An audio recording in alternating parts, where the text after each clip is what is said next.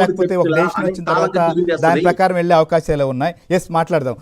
బుచ్చి చౌదరి గారు, ఏంటి అసలు ఒకవైపు పొత్తు ఇక్కడ సెట్ అవ్వబోతోంది లేదా కూటమి ఏర్పడబోతుంది అనగానే అధికార పార్టీలో ఇప్పుడు వరకు లేనటువంటిది వాలంటీర్లే నా సైన్యం, లేకపోతే మీరే నా సైన్యం, లేదా మీరే నా బీసీలే నా సైన్యం, నా ఎస్సీలే నా సైన్యం, నా ఓబీసీలే నా సైన్యం, ఈ రకమైనటువంటి అజెండా మాట్లాడడం చూస్తున్నాం. అంటే ఈ పొత్తు కుదిరితే ఇక ఎట్టి పరిస్థితుల్లో కూడా మనం అనుకున్నది జరగదనేటువంటి భయం కనిపిస్తుంది అనుకోవచ్చు. ఏ వర్గానికి జగన్మోహన్ రెడ్డి గారు మేలు చేశారని మళ్ళీ సీఎం చేయాలి. ఎస్ బుచ్చే చౌదరి గారు, బుచ్చే చౌదరి గారు. విల్సన్ గారికి ముందుగా అభినందనలు చెబుదాం. 175 పోటీ చేసి 25 పార్లమెంటు పోటీ చేసి విల్సన్ గారు ముఖ్యమంత్రి అయితే సంతోషిద్దాం. ఇప్పుడే అడ్వాన్స్గా కంగ్రాచులేషన్ చెబుదాం. వాస్తవ పరిస్థితులు, గ్రౌండ్ రియాలిటీస్ ఏంటో పరిస్థితి తెలియకుండా మాట్లాడతారని నేను అనుకోవటంలా. విల్సన్ గారికి బహుశా గ్రౌండ్ రియాలిటీస్ ఏంటో, ఓటింగ్ శాతాలు ఏంటో, స్థానికంగా సర్పంచుల స్థాయి దగ్గర నుంచి ఎంపీపీల దగ్గర నుంచి వార్డు మెంబర్ల దగ్గర ఏముందో ఆయనకి తెలుసు. తెలిసి కూడా మాకు అక్కర్లేదు, మేము చాలా బలంగా ఉన్నాం అనుకుంటే ఆయన ఇష్టం. విల్సన్ గారు వినండి సార్, మంచిదే, మీకు ఆ మాత్రం కాన్ఫిడెన్స్ ఉండాలి.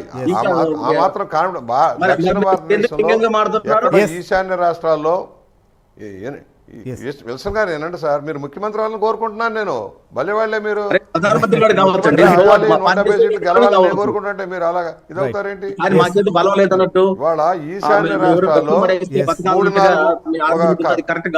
ఒక మున్సిపాలిటీ స్థానం, ఒక మున్సిపల్ కార్పొరేషన్ స్థాయిలో లేని దగ్గర మేము అధికారంలోకి వచ్చామన్నారు, సంతోషం, అక్కడ రాస్తారు.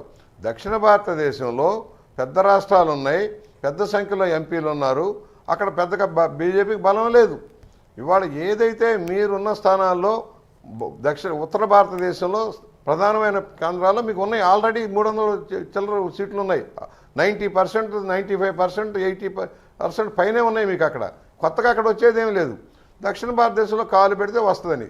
కానీ ఎన్డీఏ వేరు, బీజేపీ ఒంటరిగా రావడం వేరు, మర్చిపోకండి. సత్యమూర్తి గారికి కూడా తెలుసు, ఒంటరిగా 400 సీట్లు వస్తాయా, అది అసాధ్యం అనేది చూస్తాం. ఆనాడు వేరు, ఇందిరాగాంధీ హత్యానంతరం. ఇవాళ అది కాదు, ఎన్డీఏ పక్షాలుగా అన్ని గెలిస్తే 400 రావచ్చు, ఇంకా పైన కూడా రావచ్చు, అది థియరీ.